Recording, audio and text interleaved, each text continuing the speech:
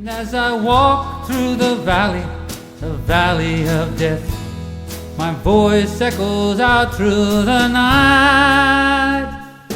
Lord, Lord, whatever your reason, don't believe the reason right. Hello YouTube, I'm punching holes in a steel plate, and I got this Roper Whitney punch here which makes short work of punching a hole. See, if you just grab it and then pop, instead of if you can access the space, it makes short work of drilling holes.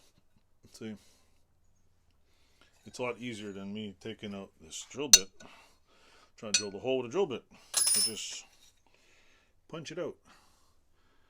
I bought this for this explicit reason that I have two holes in the bench where I just plop it in, drop the pins in. I'm going to put probably a third and a fourth one, but I want to get some locking pins where I just temporarily lock it. Works great. You can adjust it.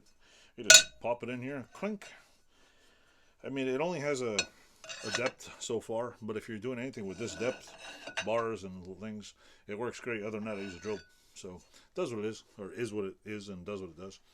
Hope you enjoyed it.